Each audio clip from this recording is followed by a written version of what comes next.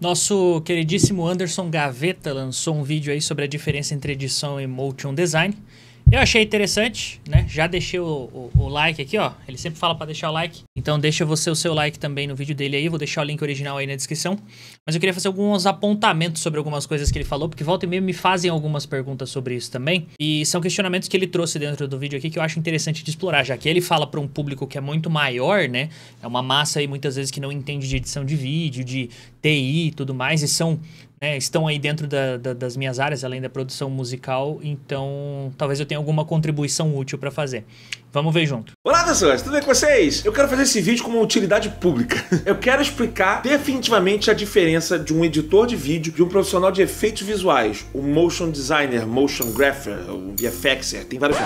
Mas o que você tá falando, Gaveta? Explicando de uma maneira muito simples. Quando você tem um vídeo muito incrível na internet, aparece um vídeo, as pessoas normalmente... Ele vai explicar, tá? Mas esses três nomes que ele deu, que é motion grapher, motion designer, motion não sei o que, são coisas diferentes. Mas ele vai explicar mais pra frente. Comentam as mesmas coisas. Nossa, que edição animal! Caraca, esse editor é muito bom! E a galera que trabalha na área normalmente escuta isso meio... Mas isso não é exatamente edição. Mas é edição, olha lá, o editor mandou bem. Assim, tem uma distinção. Você sabe qual é a diferença? O que é edição de vídeo, o que é uma coisa que um motion designer faz, o que é o lance do efeito especial. É confuso, às vezes, pra quem não é do ramo. Eu quero explicar isso hoje definitivamente. A diferença, inclusive, no hardware. O computador que é montado para um cara que faz especificamente edição não é exatamente igual ao do computador montado para uma pessoa que faz efeitos visuais. E dependendo do tipo de efeito visual que essa pessoa faz, é diferente. Eu vou explicar isso daí tudo, essas diferenças todas, incluindo falando um pouquinho do meu setup logo depois da vinheta.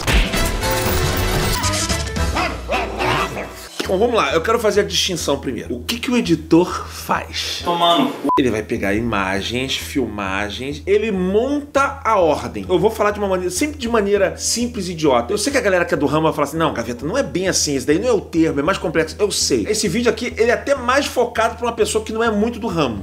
Isso é uma coisa que é importante pontuar, que assim, muita gente, às vezes, dessa galera que ele fala que vai reclamar, é o chato de boteco, sabe? Chato de boteco, a gente fala assim, que o cara está conversando sobre alguma coisa num boteco, aí chega um cara do nada falando que você tá errado, ou falando que não, isso não é assim, não é assado, não sei o que, querendo se intrometer, sendo que você tava conversando ali numa boa sobre outra coisa com outra pessoa. Tem gente que é assim nos comentários dos vídeos do Gaveta também. É raro, a grande parte do público dele é educado, né?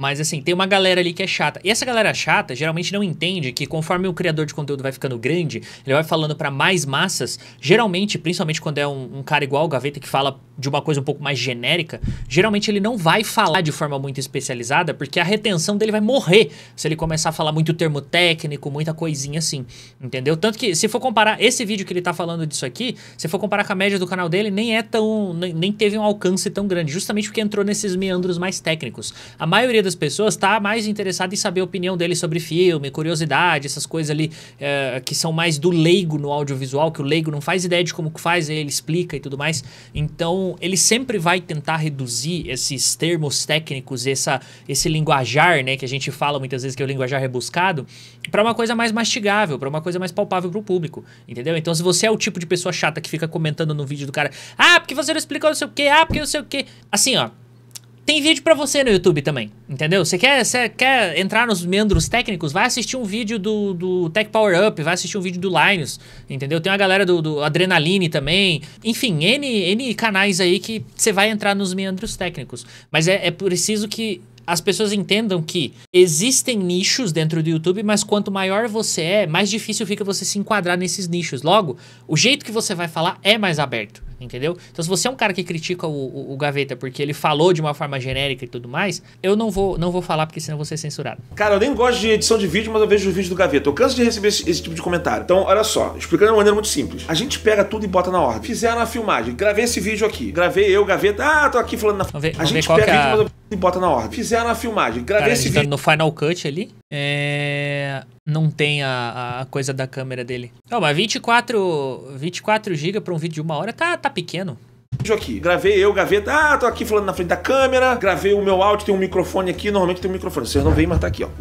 Meu microfone está aqui. Aí eu pego essa filmagem, jogo pro computador. Alguém vai ter que pegar essa filmagem, caso tenha um áudio que tem que fazer a sincronia com o vídeo, tem que sincronizar. E aí você vai ter que tirar todos os momentos que a pessoa tá errando. Você vai pegar outros vídeos, eu tô citando outros vídeos, filmes. Ou então eu tô filmando na rua, tô fazendo uma viagem, que por acaso eu estou fazendo nesse exato momento que vocês estão vendo esse vídeo. Aí você pega essas cenas que você filmou, aquelas cenas extras, o termo técnico pra isso é B-roll, mas você filma a cena do prédio, a cena da rua, não sei o que lá. E aí, esse lance de você montar a ordem, como ela aparece, isso é edição. É do editor que vem a decisão quando e como mostrar. Primeiro eu vou abrir com essa cena aberta aqui, depois eu vou mostrar uma pessoa lá. Tá aí o nosso castelo.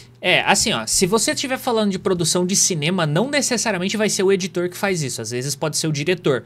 Se você trabalha, por exemplo, com audiovisual e vai fazer um trabalho para um cliente, às vezes tem alguém que vai dirigir essa produção, né? E aí entra no quesito de roteirista e diretor. Tem a história, o roteirista faz a história, o diretor faz a história acontecer da forma que ele acha mais interessante, junto com quem tá montando, que geralmente é um editor. Mas quando a gente fala de internet é sempre mais complicado, porque existe uma grande generalização de funções, né? A gente tem um acúmulo de função muito grande. Eu roteirizo, eu capto, eu edito, né? A galera que trabalha com internet, em sua maioria, aqueles que não, obviamente, que não estão muito grandes no nível de um Gaveta da vida, fazem tudo sozinhos. E isso pode acabar ajudando nessa confusão, né? Que acontece às vezes, porque, pô, o cara que faz tudo sozinho, ele vai fazer o VFX, ele vai fazer o 3D, ele vai fazer... Tem um canal, por exemplo, que é o Tropia, que ele faz todo o conteúdo dele por conta. E volta e meia ele mete uns 3D lá no meio, que é ele que fez, entendeu? Então ele tá fazendo um trabalho que seria de um outro profissional, vamos dizer assim.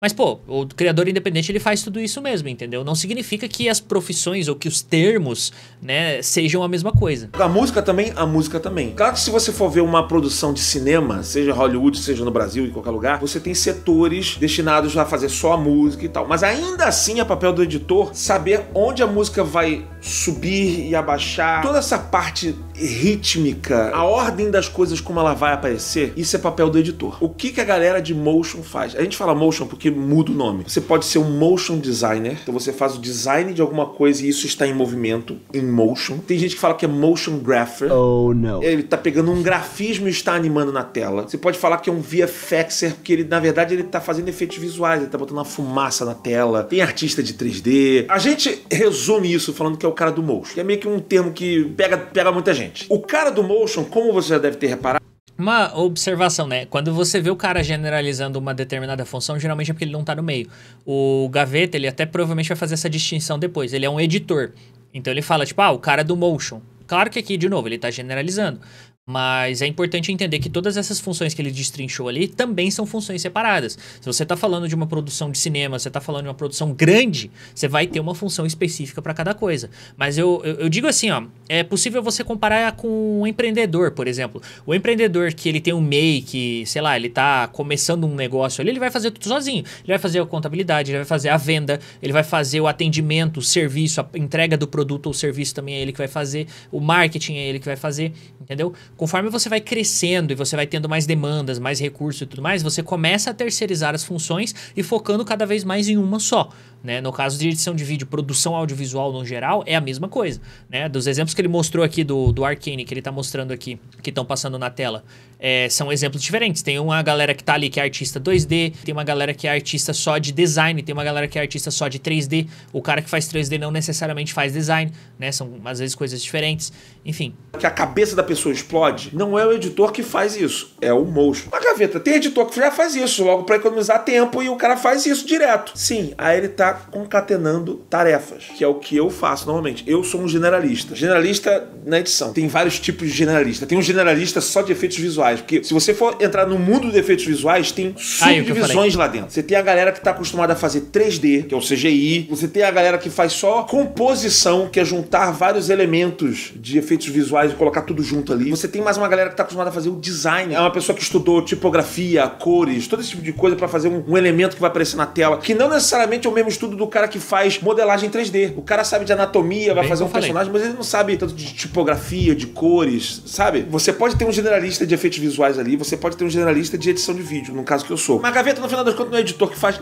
Mas deixa eu fazer uma metáfora aqui. O mundo da cozinha, o ato de se fazer uma comida. Se você for num restaurante profissional, você tem divisão de tarefas. Tem uma pessoa que vai comprar os produtos, você vai ter uma pessoa para preparar o material para ser cozinhado, você tem uma pessoa destinada para fazer sobremesas, que não é a mesma pessoa que tá montando o prato principal lá. Você tem pessoa para lavar prato. Só que quando você tá em casa, é uma pessoa que tá sozinha em casa, você provavelmente vai fazer tudo, né? Você vai no mercado, você vai comprar o produto, você vai levar pra sua cozinha, você vai descascar, vai cortar, vai botar, vai cozinhar, ainda vai servir e depois tu ainda vai lavar a louça. Normalmente quem trabalha com internet faz muito isso, apesar que eu aqui na Gaveta Filmes, eu tenho a divisão. Eu já tenho uma equipe aqui, que é a Gaveta Filmes, é a produtora, e a gente tem divisão aqui dentro. A gente tem um setor de edição e tem um setor de VFX aqui dentro. Mas é mega comum você ver pessoas que cozinham e fazem todo o processo da cozinha, assim como você vê pessoas que fazem todo o processo de um vídeo. E mesmo se você for pegar esse exemplo, você vai ver assim, não é todo mundo que manda bem em todos os estágios. Ah, essa pessoa fez o almoço, fez lá uma feijoada, Aí outra coisa que é verdade, né? Não é todo mundo que manda bem em todas as áreas. Eu, por exemplo, meu foco de carreira é produção musical. Mas na hora de editar vídeo e colocar efeito sonoro, eu peco bastante. Muitas vezes eu fico assim, perdidinho. Em compensação, quando eu tô fazendo sonorização de audiodrama ou coisa do tipo, cara, é outra parada, entendeu? Eu não tenho uma imagem ali pra conduzir, eu consigo fazer os efeitos de uma forma muito mais realista, muito mais interessante. E é doido isso, porque teoricamente é a mesma coisa. Você tá colocando sons pra contar uma história. Só que quando você tem o visual junto com o áudio, você tem que fazer aquele som conversar com o visual, né? No caso do áudio, que é só o áudio, você tá inventando tudo. Então, tipo, é uma coisa que você consegue montar numa ordem um pouco diferente. Você não precisa respeitar, por exemplo, os passos daquilo que você tá vendo. Você pode fazer os passos ali baseado no que você tá sentindo do que tá sendo contado e tal. Então, você vê que até dentro das nuances existem essas pequenas diferenças que são bem pontuais, mas também agregam aí nessa diferença toda. Fez lá uma comida qualquer e também fez a sobremesa. Quase sempre essa pessoa vai ter uma especialidade. Ela vai mandar melhor na sobremesa, ela vai mandar melhor na comida. Sim, às vezes tem pessoas que mandam bem em tudo. No geral, as pessoas têm certas especialidades. Porque você meio que tem que estudar coisas diferentes pra ser bom naquilo. Um editor, ele saca muito mais de timing e de contar a história. Eu tô falando que eu sou um generalista, tá? Mas se você perguntar pra mim, se você tivesse que escolher uma função, pra mim, eu, Anderson Gaveta, qual seria a sua função? Editor de vídeo. É realmente a parte que eu me identifico mais, assim. Eu faço design, motion graphics, VFX, eu faço várias dessas coisas, mas eu sinto que o meu talento maior tá na edição. A gente tem meio esse exercício de tentar se colocar na cabeça da pessoa que tá assistindo. Eu tô colocando uma cena aqui, cara, não, essa parte aqui tá muito confusa, a pessoa não vai entender. Eu vou botar uma outra imagem aqui pra tentar explicar isso daqui. Entende que a galera que faz o motion, a galera que faz efeitos visuais, ela tá cagando pra isso. Ela não sabe onde essa cena vai entrar. Ela basicamente vai pegar uma cena e falar assim, faça essa cabeça explodir. Bote esse texto na tela. Ele pode até pensar em timing no sentido, cara, esse texto tá entrando rápido demais, a pessoa não vai ler. Vou botar ele mais lento, passando aqui. Ela tá preocupada, mas ela tá preocupada com o timing do efeito e não da história geral do vídeo. Então, quando eu tô vendo um vídeo da internet, um clipe, tem um cara, Aí, ó, uma outra informação relevante, né? A pessoa, que nem ele falou, às vezes ela não tá preocupada com a forma de contar a história porque ela só tá preocupada em fazer o efeito.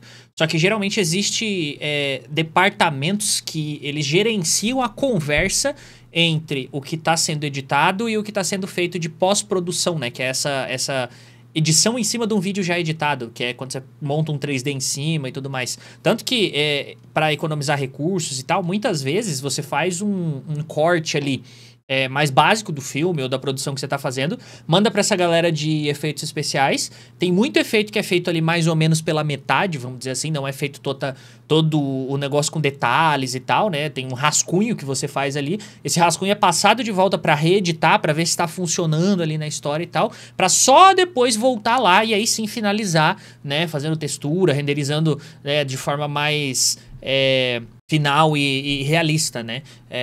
Eu não lembro o nome agora, se é Caco, acho que é. Eu não lembro qual que é o nome técnico pra isso, mas tem um nome, que é mais ou menos quando você faz um storyboard animado, no caso de uma animação, é mais ou menos a mesma coisa, sabe? Você testa ali no storyboard animado se tá funcionando a história e tal. Muitas vezes são só imagens estáticas, sabe? E ali você tem uma reedição. Por quê? Efeito especial, efeito que você faz ali no After Effects, que você faz com 3D e tudo mais, é caro e demorado pra caramba pra fazer. Então você não quer desperdiçar o seu tempo ali né? E nem o seu dinheiro pagando hora e tal, caso seja um filme, caso seja uma produção maior, de uma coisa que você não vai usar. Então, para isso, o trabalho do editor, nesse caso, ou do supervisor de edição, ou do supervisor de efeitos especiais, dependendo de cada caso, né? Dependendo do escopo também, é justamente garantir que, tá, tudo que nós fizermos nós vamos usar. Então, vamos tentar focar aqui os esforços e tal. E muitas vezes, nessa situação, existe sim uma conversa ali entre o editor e o cara de efeitos especiais através de um terceiro, ou às vezes ele mesmo, como eu disse, dependendo do escopo da produção, para poder fazer essa integração, para poder fazer a história ser contada ali. Muitas vezes, inclusive, existe essa montagem prematura e uma exibição ali para um público que já entende que aquilo é uma montagem prematura para testar, né? Uma exibição de público teste e tudo mais, para saber se está funcionando aquela história daquele jeito, se está passando a emoção que quer passar e tudo mais. A galera que trabalha no audiovisual às vezes monta esse monstrinho também para mandar pro contratante com o mesmo objetivo, né? Afinal, você não quer trabalhar 120 horas num vídeo pra chegar no final e o cara falar, pô, isso aqui não tá legal, entendeu? Então você trabalha tipo 10 horas pra montar um rough cut ali, um corte basicão, um rascunho, um monstrinho, manda pro cliente, pergunta quais são as alterações e tal, pra daí sim trabalhar com a finesse, né? Refinar o seu trabalho pra sua entrega final.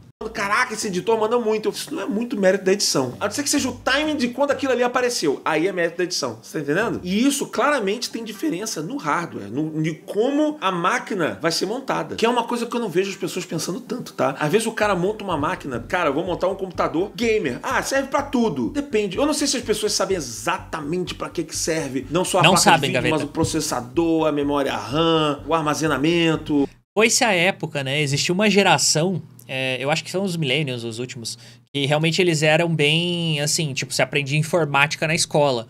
Hoje em dia, como as crianças já nascem com o celular na mão e não precisa mais de ter aulas de informática, ou quando tem, na verdade, essas aulas de informática são aulas de, sei lá, datilografia ou de como mexer no Word, por exemplo, acaba que não tem esse costume de entender como funciona o hardware nas escolas, né? O que eu acho uma pena, porque tá aí cercando a gente todos os dias.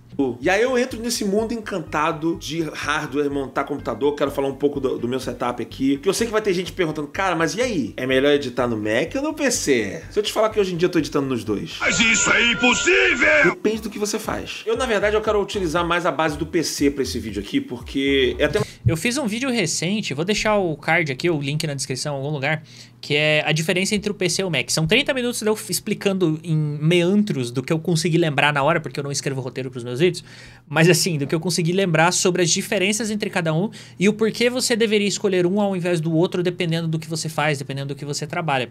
Porque é uma diferença que não é só marca, não é só estética, não é só funcionalidade. Existe um meandro de coisas ali que você precisa pensar quando você está escolhendo, principalmente se é seu primeiro computador, porque geralmente quem vai comprar o primeiro computador, se for comprar o Windows ou for comprar Mac, ele vai seguir com essa marca, com essa linha o resto da vida, tá? São poucas as pessoas que trocam aí ou que estão dispostas a fazer essa troca. A mesma coisa vale para celular, mas a diferença entre o Mac e o PC se dá até na forma que eles usam a memória tal do software. Então, às vezes o mesmo programa ele vai rodar melhor num PC Windows ou num PC com Mac, porque a forma com que ele aloca os recursos é diferente. Então, dependendo do programa que você trabalha, é bom pesquisar, né? Pô, eu vou comprar um PC para mim trabalhar com isso aqui, porque no PC roda melhor. Pô, eu vou comprar um Mac porque o tipo de coisa que eu faço, né, é melhor para aquilo ali. Mas enfim, eu aprofundo melhor no vídeo sobre Mac. Vamos ver o que vem. É mais fácil para explicar. Que o PC normalmente é uma máquina que você monta ela inteira, né? Ah, Gaveta, eu não monto inteira não. Na verdade, eu não sei montar uma máquina direito, eu tenho medo de fazer besteira. Eu quero deixar pra loja montar pra mim. Tem literalmente a ferramenta chamada Monte Seu PC no Kabum. Kabum, deixa eu falar uma coisa pra vocês. Kabum é legal mesmo, já comprei na Kabum. Eu vou pular o jabá porque a Kabum tá pagando o Gaveta, não tá pagando eu. Conversou ali, eu vi que você falou de escolher o processador, mas você não falou qual o processador que você escolhe. Eu normalmente escolho Intel, normalmente. Eu sei que hoje em dia a AMD tá forte, tá mais forte. Ela meio que passou, pelo menos na popularidade, ela passou a Intel. Verdade, a empresa passou. Mais a AMD pra montar um computador do que Intel. Eu particularmente, sempre preferi montar os meus computadores com Intel por uma questão de estabilidade. Todas as vezes que eu montei computador com AMD aqui na Gaveta Filmes, eu tive mais problema de estabilidade. O computador travava com mais frequência, tinha um problema... Era um problema recorrente da AMD. Toda hora sai um update, sai uma incompatibilidade com alguma placa, com alguma outra coisa. Mas isso assim, ó, depende do tipo de programa que você usa, dependendo do tipo de coisa que você trabalha. Porque, por exemplo, uma coisa que tá fazendo a AMD ganhar muita popularidade é a questão dela com jogos, né? processador que tem mais memória cache e tal, não sei o quê. Mas, tipo, se você só edita vídeo em um programa específico, você não é do tipo que atualiza ele, usa beta, você não é um power user e tudo mais, você não vai ter problema escolhendo a AMD, não. Às vezes vale mais a pena ali, você vai ter um descontinho, ou consegue pegar um processador melhor pelo mesmo preço e tudo mais. Até porque, recentemente, a Intel tem andado bem fraca, né? Os últimos, acho que 2 gerações, 3 gerações aí da Intel estão bem ruinzinhas. Teve aquele problema também com a 13ª e 14ª geração, que inclusive eu tive, né? De processadores ali que vieram com problema de fábrica dentro deles ali, que podia causar uma ferrugem, uma corrosão e tudo mais. Depois, a maioria dos processadores foi, né, resolvido ou substituído. Mas assim, realmente existe essa popularidade maior da AMD hoje. Só que se você é um power user, acaba que, por conta da Intel ter um conjunto de registros, né, muito mais antigo, muito mais grande que a AMD, ela tem muito mais compatibilidade com programas, principalmente antigos, e também a questão de atualização, igual o Gaveta mencionou aqui. A AMD, por estar muito nesse meio de jogos e tal, ela recebe muita atualização constante, e o processo de fabricação deles não é exatamente o mesmo da Intel. Então, tipo, existe um conjunto filosófico de diferenças ali, mas que, assim, pra resumir, caso você esteja pensando em comprar um computador, primeiro, eu recomendo ver vídeos aí do Lock Gamer, do Adrenaline, mais sobre as diferenças entre cada um, né? Pra ver o que você quer fazer e qual dos dois vai te servir melhor naquilo que você quer fazer. E escolher o que realmente é melhor pra suprir a sua necessidade, porque cada caso é um caso, é igual o Mac versus Windows, né? Pô, eu quero jogar, só jogar e fazer live. Cara, vai de AMD, não tem muito erro. Mas, pô, eu trabalho com edição, eu mexo com Blender, eu mexo com não sei o que, aí... Entendeu? Os meandros são diferentes. Coisa, eu não sei, assim, ele funciona rápido, mas ele trava mais. É a minha experiência ao longo dos anos, tá? Coisa minha. Vocês estão querendo saber qual é o meu parâmetro. Esse é o meu parâmetro. Ah, bom, então assim sim. E antigamente, para algumas coisas, Intel era melhor, seja no desempenho no single core, multicore. Aí tem esse lance assim, depende do que você usa. Aí é motion, design. Deixa eu explicar daí qual é a diferença, o que cada um exige do computador. O editor de vídeo, ele vai pegar diferentes fontes. Ele vai usar muito material externo, em muito volume, coisas grandes, filmagens gigantes, 1 hora de gravação, 2, 3 horas de gravação. Ele vai usar uma quantidade elevada de dados para juntar e fazer um filme, um vídeo, seja o que for. Mas, na grande maioria das vezes durante o vídeo, todos esses elementos, eles vão ser exibidos não ao mesmo tempo. Esse vídeo aqui que a gente tá falando aqui, vão ter vários vídeos ilustrando lá a captura do Kabum, vídeos de computador. Interessante o jeito que ele organiza, ó. Tem o Dropbox deles, aí a pasta de trabalhos. Provavelmente eles trabalham com mais clientes, né? A Gaveta Filmes trabalha, na verdade, com mais clientes. Aí tem a parte do Gaveta, e dentro do Gaveta tem as várias séries e programas que ele tem. No caso, o Gaveta Show, que é esse dele falando, tá aqui. Aí episódio 627, tem vídeo, Gaveta, já, hein? Aí dentro do episódio provavelmente deve ter roteiro e outras coisas no meio. Aí tem a pasta de footage, que é a pasta de vídeos. E aí, web vídeo, porque são os vídeos da internet que são usados nesse projeto específico. É uma organização, assim, formidável. Eu vou falar que eu conheço editores que não tem metade dessa organização aqui. Vídeos de VFX, vocês vão ver várias coisas. Mas eles não estão sendo exibidos todos ao mesmo tempo. Tem uma ordem. Então, assim, o mais importante pro editor é ele ver a timeline em tempo real. Pô, isso aqui é uma estupidez. O cara tem uma tela desse tamanho e ele espelha a tela. Por quê? Se você faz isso, por que você faz isso? Se você tem 3 telas, use 3 telas do computador. A não ser que você use Mac, né? Que o Mac tem essa frescura de não deixar botar, dependendo da geração aí do Mac, ele não deixa colocar mais que uma tela de externa. Mas assim, isso aqui é o Windows. Dá pra ver o barrinha de iniciar ali. Não faça isso! Use a terceira tela como uma terceira tela, não como uma cópia da segunda. Aquela timeline que fica travando. Isso é o ouro pro editor. Por quê? Porque a gente lida com timing. A gente lida com o tempo em que as coisas estão aparecendo. Se o computador ficar travando, cara, isso é a morte pro editor. Por isso que muita gente acaba optando por Mac. O Mac, ele particularmente trata muito bem a timeline, Verdade. especialmente quando você tem muitos vídeos, por exemplo, multicâmera. Você filmou multicâmera. O que é multicâmera? É quando você filma vários em 3 câmeras, né? Você filmou a mesma pessoa. Tem um ângulo fechado, um ângulo aberto. Nunca editei dessa forma. Então, na hora que forma. você tá filmando, você tá vendo aquilo tudo ao mesmo tempo. No Premiere, por exemplo, que é a ferramenta que eu uso de edição, quando você... Sai do Premiere, Gaveta! Vem pro Davinci! A gente fala assim, mas é difícil trocar de software. Quando você tá acostumado igual ele tá, que edita muitos anos assim, é difícil trocar de software. Eu troquei do Premiere por DaVinci por razões de o meu Premiere tava dando muito pau. Aí eu uso Windows, né? Sempre usei o Windows, não... Por conta de ser um power user, acaba que o Mac não me supre tudo. Apesar de que eu tô cogitando fazer igual o Gaveta e comprar o Mac só pra fazer 2 coisas, né? Que é só pra produção musical e só pra edição de vídeo. E aí o resto eu faço no meu computador Windows. Mas por enquanto não tem. E aí o Premiere começou a dar muito problema durante a atualização na época que eles estavam introduzindo os recursos de geração de vídeo com IA, de Warp, de Sabe quando você estica lá e ele coisa? Aí eu comecei a migrar pro DaVinci. E, bom, eu migrei totalmente, porque o DaVinci você só paga uma vez, não tem mensalidade. Eu não gostava de pagar mensalidade. Detesto coisa que você tem que pagar mensalidade. Enfim, aí pro DaVinci, gaveta. Você bota o multicâmera, você vê todas as imagenzinhas e você vai dando play, você pode escolhendo pra qual você... Agora eu vou pra essa, vou pra aquela. É pesado você mostrar isso daí tudo ao mesmo tempo, né? São, sei lá, 3, 4 vídeos em Full HD, em 4K, tocando ao mesmo tempo ali. Você pode até reduzir a qualidade que você tá vendo, mas tende a arrastar. O Mac, particularmente, ele trata isso daí muito bem. Por que eu tô falando isso? Porque hoje em dia eu estou usando um sistema híbrido.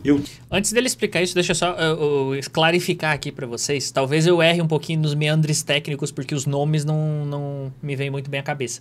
Mas assim, ó, o Mac, ele tem uma memória unificada e um processador e uma GPU que são uma coisa só. Então a transmissão de dados entre eles é muito mais rápida e muito mais direta do que um processador Windows ou um processador baseado em ARM, no caso, né? Falo processador Windows, mas é processador baseado em x64 ou processador baseado em ARM, que é o processador que a gente tem no celular. Tem muita gente que fala que o processador da Apple, ele é tipo um processador ARM, mas a verdade é que ele é uma arquitetura diferente até mesmo da própria ARM, ainda que seja muito parecido com ARM, não com x86. Você não faz ideia do que eu tô falando, então provavelmente eu tô entrando nos meandros técnicos, que são justamente os que o Gaveta não fala no vídeo dele. Mas assim, essa diferença arquitetônica faz com que o CPU e a GPU sejam muito mais eficientes na troca com a memória do que no caso de um computador montado, né, com Windows, com Linux, ou enfim. Porque no computador montado, você tem a memória separada do CPU, que é separada da GPU. No caso do Mac, você tem tudo numa coisa só. Inclusive, por isso, grande parte dos MacBooks tem a parte da memória integrada na central de processamento. É um chip que está do lado ali, não é tipo no mesmo SoC, mas assim, ele está muito do ladinho e é um chip à parte. Por isso que você não consegue fazer o upgrade da RAM no Mac. Só que por conta de estar integrado, soldado ali na placa-mãe, ele tem uma troca de dados que é muito mais rápida. Então, a leitura de arquivos e o processamento de dados diretos ali é muito mais rápido e mais eficiente do que o Windows, justamente porque não tem que passar por um barramento num chipset, como acontece nas placas-mães x86 ou ARMs baseada em, né, que rodam Windows que tem agora. Então, por causa dessa troca, realmente, quando você está reproduzindo um vídeo, né, que o que é reproduzir um vídeo, principalmente em um software de edição, é você pegar um arquivo ali de bits e bytes, você descomprimir, descompactar esse arquivo, né? Não é compactar porque não é bem compactado, mas existe uma compressão ali que você descomprime para exibir o vídeo na sua tela. E você precisa fazer uma conversão de dados ali, porque o vídeo não fica salvo num rolo de filme que o seu PC exibe, ele fica salvo em bits e bytes. Então existe esse trabalho de conversão. Então quanto mais vídeos você está exibindo ao mesmo tempo, maior é esse trabalho de conversão. E isso é basicamente você carregar um arquivo na memória RAM, seu processador fazer o decump disso daí e a sua placa de vídeo renderizar, caso tenha algum efeito, caso tenha alguma coisa em cima ali. Dependendo do software de edição, ela mesma que renderiza o próprio vídeo. Então, tipo, é um trabalho que exige uma troca entre as peças do seu computador que é muito rápida, né? Então, a parte de edição, realmente, o Mac se favorece muito nesse sentido. Principalmente se você usa o DaVinci, o Premiere, dependendo da situação sim, dependendo da situação não. Mas o DaVinci e o Final Cut principalmente, que é pensado para funcionar no Mac, né? São muito eficientes em fazer essa troca dentro do Mac. O Premiere eu diria que nem tanto, mas aí varia muito de experiência para experiência, porque eu já ouvi gente falando que é melhor no Mac, tem gente que fala que é melhor no Windows. A renderização definitivamente é melhor num computador que tem uma placa de vídeo dedicada, que a gente geralmente chama de PC Windows, né? Porque uma placa de vídeo dedicada tem um processamento que é exclusivo para fazer isso. Né? Que é diferente um pouco, de novo, de como funciona a arquitetura do Mac. Mas enfim, tô indo muito longe aqui. Tem um MacBook aqui e tem um PC. Depende do que eu faço. Não que não dê pra fazer isso num PC. Dá pra fazer isso no PC. Pelo menos no Premiere você vai precisar de uma placa de vídeo boa. E eu não vou falar da diferença da placa de vídeo. Mas eu discordo da galera que fala assim, não, o Mac ele vai fazer melhor tudo. Olha, eu tenho um MacBook aqui, mais top, M4 Max. Tá ficando metido da caceta. E várias coisas o PC faz melhor. Por exemplo, o render. A minha NVIDIA 4070 Ti renderiza mais rápido que o MacBook mais top que tem. Se eu pego um vídeo e ele renderiza em 15 minutos, ela vai levar a 11. 10, 40, 70 Ti. Se eu for pra uma 50, 90, então aí é surra. Então assim, não tem essa, sabe? Assim, cada sistema tem uma coisa que vai ser melhor pra cada usuário, sabe? Resultado esse que eu não sei se vai ser a mesma coisa pra um DaVinci Resolve. O DaVinci é diferente. Menos ainda o Final Cut. O Final Cut não tem pra PC, mas o Final Cut é um sistema de edição que é otimizado pro Mac. Então ele vai rodar melhor. As pessoas falam, não, o Premiere ele é igual pro Mac e pro PC. Eu sinto que o Premiere ele roda um pouco melhor no PC. Porque ele se junta com a NVIDIA ali, esse casamento é muito bom. DaVinci Eu não uso muito DaVinci Resolve, eu uso mais pra tratar cor de vez em quando, mas então não sei, mas depende, tá vendo? Às vezes depende do programa que você usa. Como eu uso muito Premiere, eu gosto de ter os dois sistemas aqui disponíveis pra mim. Você pode me chamar de milionário nesse momento aqui. Eu tô há 20 anos editando. Eu acho que eu mereço me mimar. Eu mereço me mimar e ter o sistema dos sonhos pra mim. Tá nervosinho, por acaso, é? E antes que você se pergunte, mas tem MacBook no Kabum? Tem MacBook no Kabum, tá? Relaxa. Mas o lance é o seguinte, o editor, como ele não bota todos os clipes ao mesmo tempo, ele vai precisar, primeiro, de um HD com muito espaço, certo? Um HD, um SSD, um M2. Não adianta, vou pegar um M2 de 500 GB, 512 GB.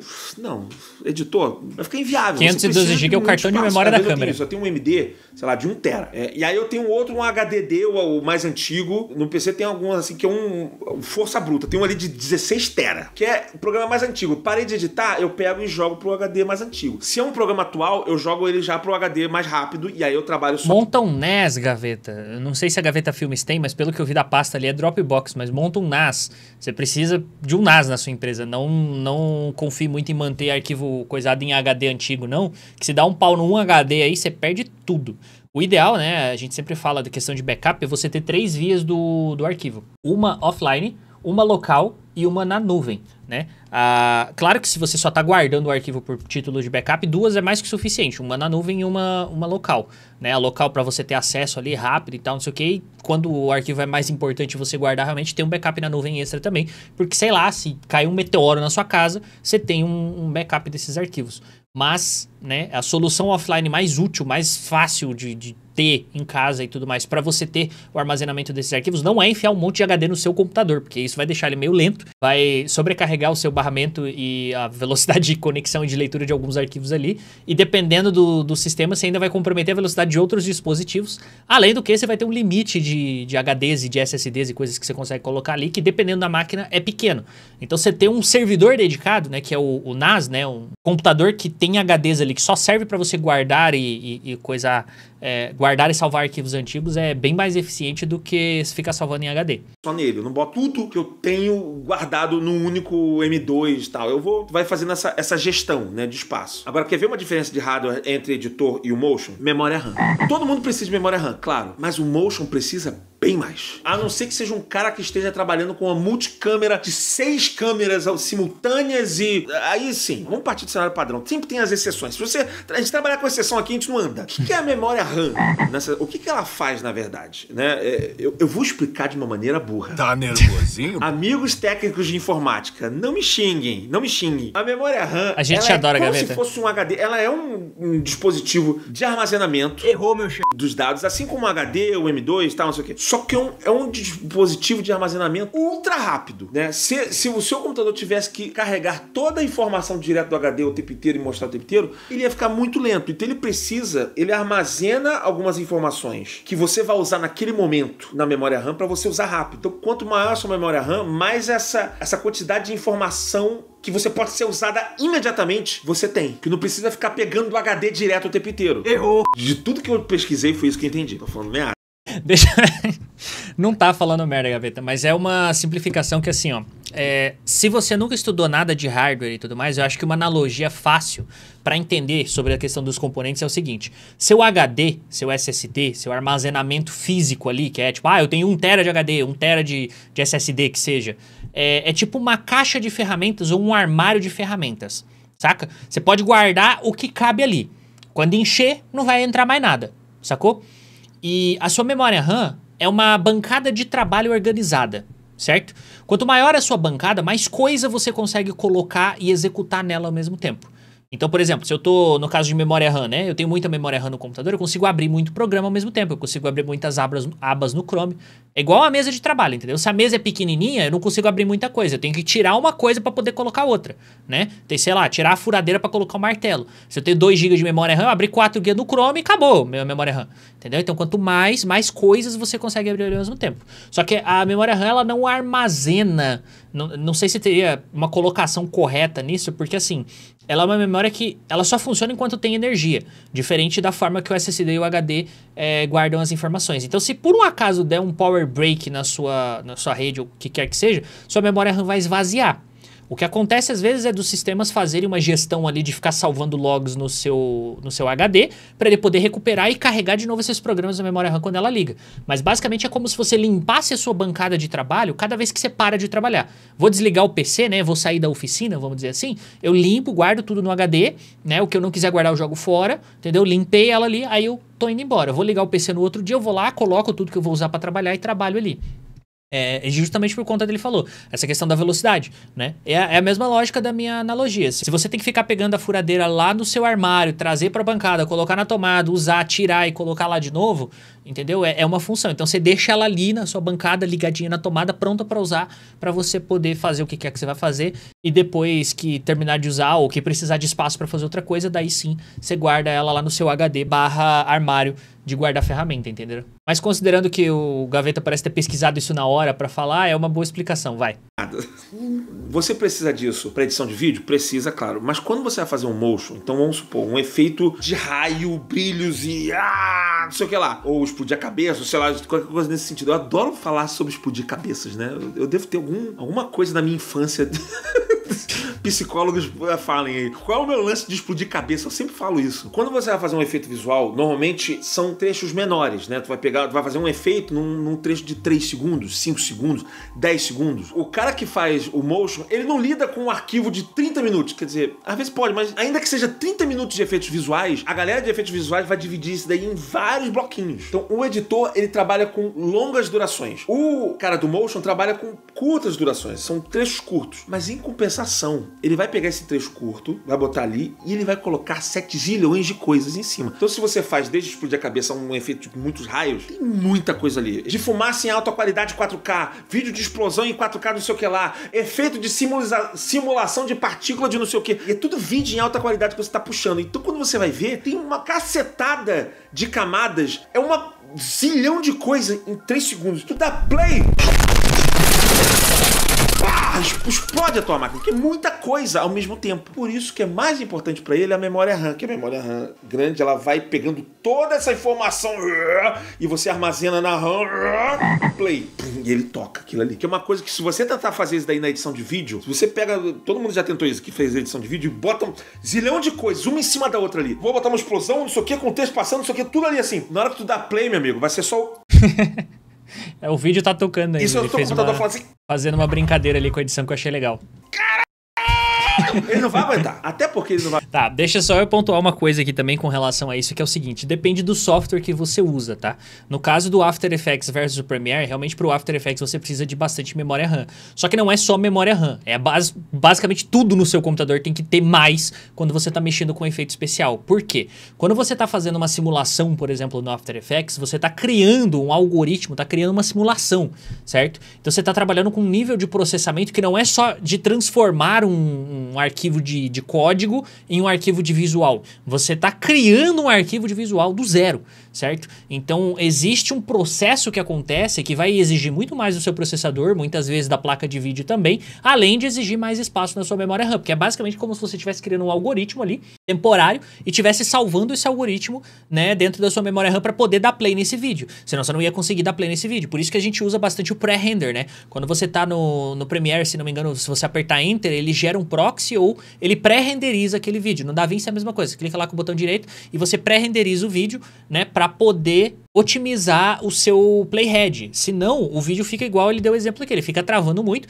e fica difícil de você trabalhar com time, fica difícil de você trabalhar ali com a sua régua. Se você dá play, o que você tá assistindo é diferente do que você tá ouvindo, que tá atrasado 20 frames, porque o seu computador não tá dando conta de executar. Mas eu acho importante de mencionar que essa questão da memória RAM nunca é demais, tá? Mesmo para você que edita vídeo, principalmente se você trabalha com audiovisual e você vai comprar um Mac, por exemplo. Cara, o Mac ele se favorece muito da memória RAM, porque a memória RAM dele também é a memória de vídeo. É um processo diferente. Basicamente, se vocês quiserem saber, comenta aí embaixo que eu faço um vídeo só falando sobre essa questão da diferença de arquitetura do Mac versus Windows quando se trata de placa de vídeo. Mas é um processo diferente que exige, de fato, uma quantidade de memória muito maior. Mesmo que você só vai editar vídeo. Se você for mexer com motion, com 3D ou com qualquer outra coisa que envolva geração de partículas ou múltiplas camadas sendo animadas ao mesmo tempo, aí você quadriplica a sua necessidade em relação a, por exemplo, só editar um um vídeo normal. Tanto é assim que a edição normal pode ser feita até pelo celular. Existem editores de vídeo muito bons hoje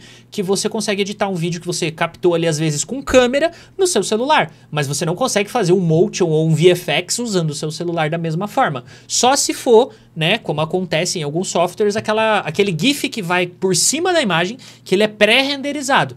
Aí você tem um vídeo, basicamente com um canal alfa, que é um canal de transparência, que você coloca por cima do seu vídeo. Mas aquilo ali é completamente diferente de você abrir um After Effects da vida, ou um Blender da vida, e gerar uma simulação de partículas para colocar por cima do seu vídeo, entendeu? Aquilo ali está sendo renderizado em tempo real. Por isso que existe essa diferença grande em relação à necessidade de peças do seu computador para cada tipo de operação. Mas se você realmente só for editar vídeo, cortar, fazer uma transiçãozinha e tudo mais, é bem mais leve e requer bem menos computador, bem menos poder computacional do que se você vai fazer todo o resto.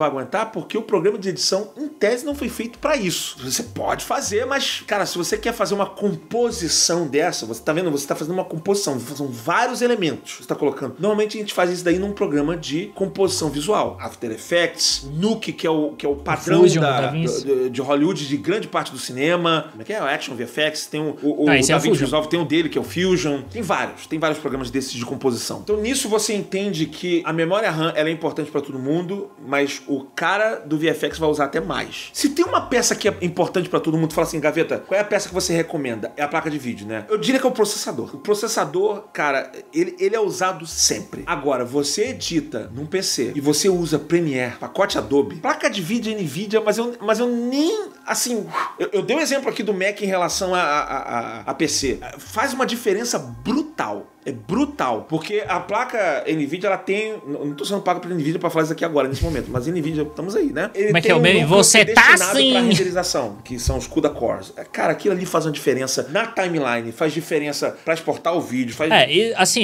vamos combinar, né? Se você tem um hardware que é dedicado pra fazer uma função muito específica, ele provavelmente vai ser muito melhor do que um hardware que é genérico, que você usa pra muitas coisas ao mesmo tempo. Então, é igual você falar assim, pô, o celular é bom pra fotografia.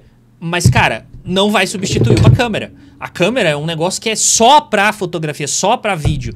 Então, tipo, você sempre vai ter mais funções, mais qualidade e mais precisão tirada ali de um equipamento que é feito só pra aquilo. No caso, a placa de vídeo é a mesma coisa. Se ela tem um negócio ali que é feito só pra renderizar vídeo, é óbvio que ela vai ser muito mais eficiente ou, no caso, muito mais rápida, né? Do que, por exemplo, no caso do Mac, que você não tem como colocar uma placa de vídeo.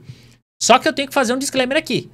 Isso ser rápido não significa que é eficiente, tá?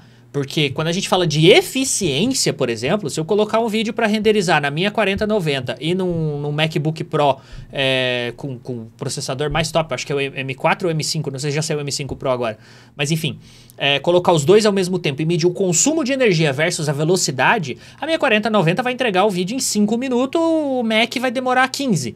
Só que o Mac fez isso na bateria, gastando, sei lá, 25 watts. A minha placa de vídeo gastou 450, entendeu? É mais ou menos essa lógica. Não 450 de fato, mas eu acho que deu pra vocês entenderem, né? Ela vai gastar um pouco mais de energia porque ela tá empurrando tudo que ela tem, ela consome muito mais, é um hardware muito maior, né? Então essa questão de eficiência tem que cuidar só com a etimologia da palavra, porque eficiência é a melhor... pelo menor custo, né? E se a gente estiver falando de custo de eletricidade, acaba que é um pouco difícil bater no Mac ou num processador ARM quando a gente está falando de uma placa de vídeo dedicada num computador Windows, tá? Mesmo em notebook. Inclusive, por isso que notebook gamer, notebook de alto desempenho, notebook profissional, a bateria geralmente não dura nada, porque realmente a gente está falando de entrega de desempenho. Então, a bateria vai drenar mais rápida, porque você precisa de mais energia para entregar mais desempenho mais rápido, certo? Diferença geral. Não que o DaVinci Resolve não use isso também, usa. Mas ele consegue tirar proveito também do Mac. Mas assim, não só cada sistema tem a sua vantagem.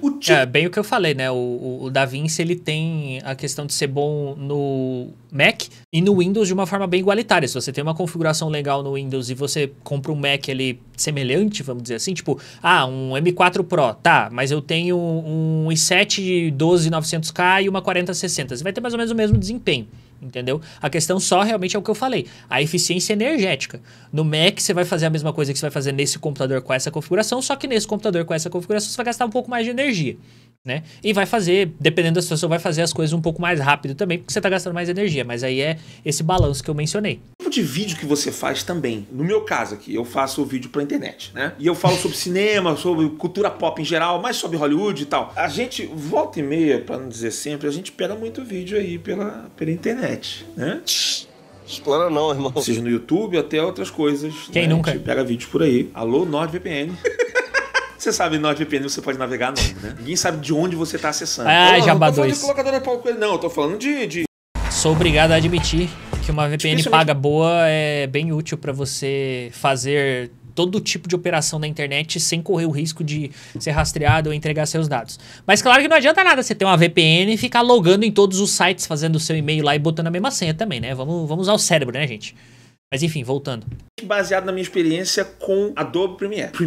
E eu sei porque eu estudei na British. Isso pode variar, mas eu diria que a placa de vídeo ela tem um papel muito fundamental para quem faz produção, para quem faz a edição de vídeo, motion em geral. Mas ela pode deixar de ser boa para ser fundamental dependendo da área que você faz. Se você faz alguma coisa que é 3D, talvez aí a máquina gamer seja ainda melhor. É por isso que essas áreas elas convergem um pouco. O que acontece quando você faz um jogo? Eu quero jogar. Você precisa de uma máquina que faça a renderização 3D em tempo exemplo real. Do Red Dead 2. O jogo ele é nada mais nada menos do que um 3D sendo feito em tempo real ali. Não é o render que eu falei lá, do After Effects, que você armazena na memória RAM e depois tu solta. Não. Ele tá fazendo uma simulação de um cenário ao vivo. Então ele tá processando aquele 3D na hora. Por isso que a placa de vídeo é muito importante. Vocês lembram que eu falei da questão de simulação? É exatamente isso que ele tá descrevendo agora. Por quê? Quando você precisa renderizar em tempo real, mas não é só renderizar uma imagem estática, não é um arquivo pré-renderizado que você só tá exibindo. Você precisa de fato renderizar aquele arquivo na hora. Isso significa que ele vai sofrer interferência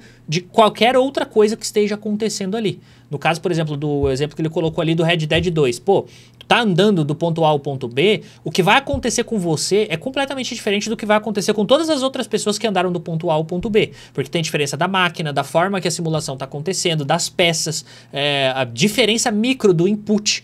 Porque o seu jogo, né, o programa interativo, vamos dizer assim, ele vai responder aos seus inputs também. A forma que você usa o WSAD ou que você mexe o mouse vai influenciar a forma que o seu jogo está sendo renderizado.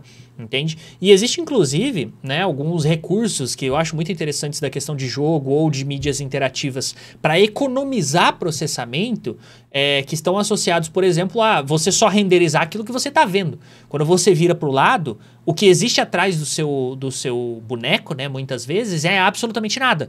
É talvez um espaço do chão ou blocos ali muito mais cinzas e sem tanta textura, sem tanta resolução, justamente porque você tem que focar todos os seus recursos em entregar aquilo que o jogador está olhando, aquilo que a pessoa que está com a câmera virtual ali observando, entende? Inclusive, curiosidade aleatória, se você for voltar em alguns jogos antigos onde você tem cutscenes pré-renderizadas, você vai ver que se você mudar a câmera um pouquinho de lugar, muitas vezes você começa a ver uma porrada de aberração. Por quê? Porque o cenário só foi criado para fazer aquela cutscene naquele ângulo específico, né? Inclusive, de novo, outra curiosidade, por isso antigamente as câmeras dos jogos eram fixas. É um recurso de economizar hardware, né? Enfim, mas eu tô de novo desviando o foco. Se quiser um vídeo que eu fale só sobre videogames, deixa aqui nos comentários que daí a gente explica essa arquitetura fazendo um vídeo mais elaboradinho e tal. Deixa eu voltar pro React. Onde essa renderização é feita? É na placa de vídeo. Aí você precisa de uma placa de vídeo de alta performance. Vai procurar uma série 50 aí da NVIDIA que você vai estar muito bem. Ou então uma série anterior, mas a top. Por exemplo, você não precisa de uma placa de vídeo forte. Definitivamente não precisa de uma placa de vídeo forte para deixar um like nesse vídeo. Não precisa. Qualquer pessoa, você tá vendo no celular, você já pode tá o like nesse aqui, vídeo. Gaveta. Se eu clicar de novo, ele vai desfazer. Vai, eu tô esperando você apertar aí. Não tem desculpa de, Gaveta, meu computador é lento. Não, pra deixar um likezinho, não precisa. Nem pra se inscrever no canal. Se você tá aqui nesse canal, você tá vendo esse vídeo, eu tenho ainda, a 3090. Cara, eu peguei uma 4070, uma série que veio depois, a 3090 ainda dava surra. Até na série 50 ainda, mais baixo, a 3090 ainda dá surra em uma dessas. Então assim, você pegar uma série muito alta, às vezes vale mais a pena. Tem que ver. Tem que ver qual é a tecnologia que muda também. Mas o lance é, o computador que é montado pra fazer jogos, ele tem que renderizar em tempo real. Por isso que a gente fala assim, o computador gamer, você precisa de memória RAM pra todo mundo, mas não é, caraca, eu preciso ter 128 GB de memória RAM para um computador gamer. Não precisa. Agora, a placa de vídeo você precisa. E a galera que trabalha com 3D, eu digo programa de 3D, Maya, 3ds Max, AutoCAD, que o cara carrega um modelo 3D ali para trabalhar, esse cara vai precisar também de uma máquina que trabalhe com renderização 3D. E AutoCAD, vocês me desculpem a pergunta, mas alguém ainda usa AutoCAD? em tempo real. E aí tem até mais uma peculiaridade. Fora Se é uma da pessoa que arquitetura, trabalha com um modelo muito pesado de 3D, caraca, o cara carregou no CAD, carregou no sei lá, modelo gigante 3D detalhado de um prédio, de alguma coisa, ele vai precisar de quê? Grana. Memória RAM. Ele vai precisar de memória RAM na placa. Aí que você tem até aquelas placas quadro. Ah, eu sempre vi falar das quadro. Por que elas servem? Isso é pra galera que trabalha, cara, com modelo pesado. Ele vai ter que armazenar muito detalhe e renderizar em tempo real tudo aquilo ali. Eu tô falando de maneira muito simples. A galera da área vai me dar... Não é esse o termo, Gaveta. Tá, mas eu tô passando o conceito. A quadro, ela tem esse lance de ela carregar muita informação, mas ela também é mais cara pela construção dela. Porque a galera que trabalha em alta indústria, eles não querem a placa... Primeiro que não vai precisar de neon, né? De RGB. Ah, a quadro não tem RGB. Não, né? Segundo que eles não podem ficar parando o tempo inteiro, que tem um problema de compatibilidade, tem que atualizar. Toda hora tem que fazer o update da placa. Quem tem NVIDIA sabe, toda hora sai um update, porque toda hora sai um jogo. E aí tem que fazer update toda hora. A quadro, ela é industrial. É o espremedor de laranja industrial, meu amigo. É um negócio pra fazer... É pra fazer direto e sem você ficar parando o tempo inteiro pra fazer coisinha. Tô falando isso porque volta e meia alguém vai montar um computador e falar, eu preciso de uma placa quadro? Cara, é muito específica. A quadro, ela é específica pra pessoas. Pensa assim, ó, uma NVIDIA Quadro RTX 5000, eu até pesquisei aqui pra ter o valor atualizado. Uma RTX 5000 que tem 32 GB de GDDR6, 256 bits e tal, é o mesmo barramento da série 50 e da série 40. É a mesma velocidade, vamos dizer assim, de barramento. O que vai diferenciar é realmente a forma que ela é construída. Então, para renderizar vídeo 3D e coisa do tipo, ela vai ser muito mais rápida. Principalmente se é um processamento de alta carga, né? Ela tá custando hoje R$30 mil, tá? Uma RTX 5090, você consegue achar... Eu vou olhar até... Os dois eu tô olhando na Kabum aí, ó, dando a fita pro Gaveta, hein? Ó, uma 5090 você acha por 15, 17... Varia bastante porque depende da marca e do modelo, né? Tem modelo que é water cooled, tem modelo que é edição especial e tal, às vezes muda o clock. Mas assim, você paga basicamente metade, 15 mil por uma placa de 30 mil. E você, na maior parte dos casos, não vai ter o dobro do desempenho. Então não compensa você pagar o dobro, entendeu? A não ser que você trabalhe especificamente com animação 3D e o seu tempo realmente seja uma coisa, né, que você precisa otimizar, não vale a pena você ir para uma quadro, porque você consegue numa RTX muitas vezes 5080, que é bem mais em conta do que uma 5090, ter um desempenho próximo para entregar aquilo que você precisa que entregue, entende? A quadra, ela realmente só vai ir para as alturas, para as cucunhas, quando a gente está falando de simulação pesada. Como eu falei, o Blender é um excelente exemplo. O Blender é um ótimo benchmark para você entender dessa questão de placa de vídeo e tudo mais, porque ele é um software standard que tem muitos recursos aí que você vai trabalhar com relação à animação, com relação à simulação e tudo mais, que vão dar uma sobrecarga muito grande na sua GPU, né? Então... A diferença que você vai ter entre uma NVIDIA Quadro e uma 5080 e uma 5090 em relação ao custo só vale a pena se você for uma empresa ou uma indústria ou uma equipe muito grande que está trabalhando num negócio ali que, cara, cada segundo conta e tal. Ou se você vai montar um servidor farm, ou um servidor de render, né? Um farm render, na verdade. Que daí, pô, faz sentido você botar umas NVIDIA Quadro lá porque você só vai usar aquilo para renderizar e você tem grana infinita. Você tem grana infinita, vai no melhor, entendeu? Compra uma 5090, bota no seu deck um slot 1 ali do seu PC, monta outro PC e bota um NVIDIA Quadro pra você trabalhar, entendeu? Aí você também compra um Mac e tal, mas aí a gente tá falando de bilionário, entendeu? E bilionário não vai perder tempo com isso, porque ele vai terceirizar pra alguém que tem uma 5060, entendeu? Pra fazer esse trabalho, então não vou nem entrar nesse mérito aí. Num meio mais industrializado que precisa... Inclusive, ó, observação. Sabe quem que usa placa NVIDIA Quadro? O deadmau5, que é da minha área, né, produção musical. Ele é um produtor musical e ele usa um servidor... Ele tem um servidor farm na casa dele, né, com vários computadores, várias placas e tudo mais, para fazer a renderização das animações e dos VT que ele usa no telão, que são aqueles VJs, né, aqueles vídeos que ficam passando no fundo lá, que estão sincronizados com a música muitas vezes e tal. E ele usa um monte de placa dessa, porque são os bagulho com umas resolução assim absurda. Provavelmente quem tem isso também é o Anima, que é um grupo que usa também muita renderização de robô e tal, e é uns negócios com muita alta resolução, muita alta carga, né? Então, essa galera, sim, eu posso dizer que provavelmente vale a pena eles terem um quadro, entendeu? Mas isso aí, em um show, eles pagam uma Farm Station com uma NVIDIA Quadro pra equipe deles colocar lá, entendeu? Então, São pesos diferentes, né? Vamos combinar. Um negócio que vai durar, ela é feita com material que é feito pra durar muito tempo ali, é cavalo de força, sabe? Pra quem quer carregar grandes cenários de 3D, de simulação virtual simultaneamente, pra grande maioria das coisas, uma placa de vídeo padrão já vai servir, tá? Então assim, você tá vendo como é que tem uma grande diferença até no hardware, pra quem trabalha em edição, pra quem trabalha em motion? É diferente na forma que monta o computador, é diferente na forma que pega os trabalhos, é diferente na duração do trabalho de vídeo que ele pega. Tem muita coisa. Isso aí também é verdade, essa questão da duração, ó. Um cara de motion, ele vai levar aí uma semana pra fazer um vídeo de 10 segundos. Um editor de vídeo vai, em uma semana, editar um vídeo de 1 hora. Entende? Muitas vezes até mais, muitas vezes menos, dependendo da complexidade do vídeo. Mas isso porque, além dessa questão da renderização e tudo mais, o tipo de trabalho que você está fazendo de animar é muito mais complexo do que um trabalho de pegar um vídeo que já está pronto e só cortar, né, e ordenar ele ali. Ordenar, botar às vezes uma trilha sonora e tudo mais. Mas assim, eu só queria fazer esses complementos, porque se tratando de computador, né, é minha área, tecnologia e tal, também sou do audiovisual, dentre outras coisas. Existem algumas contribuições que eu queria fazer aqui, porque às vezes as pessoas assistem esse tipo de vídeo e ficam putas com o Gaveta. Ah, mas ele não falou disso e tal. Primeiro que não é obrigação dele, igual eu mencionei. Segundo que o canal dele não é um canal de tecnologia, né? Então é até interessante quando um canal tech igual o meu ou um outro assim faz um react de um vídeo desse pra acrescentar informação, igual eu tentei fazer aqui com vocês explicando esse tipo de coisa. E terceiro e último, mas não menos importante, eu também sou um creator, então o react é um formato de vídeo preguiçoso que é muito fácil de fazer. Então é muito fácil pra mim falar sobre uma coisa que eu entendo assistindo um cara que eu admiro, complementando ideias com as quais eu já concordo e conheço e sei, certo? Então fica aí o conteúdo pra vocês. Se quiser ver o vídeo original, tá linkado aqui na descrição. Se inscreve aí pra não perder os próximos e deixa o like se você curtiu. Se não curtiu, deixa o dislike, porque o YouTube tem essas ferramentas aí pra usar, entendeu? Se quiser que eu fale de alguma coisa diferente aí, bota aí nos comentários e é nóis. Até semana que vem.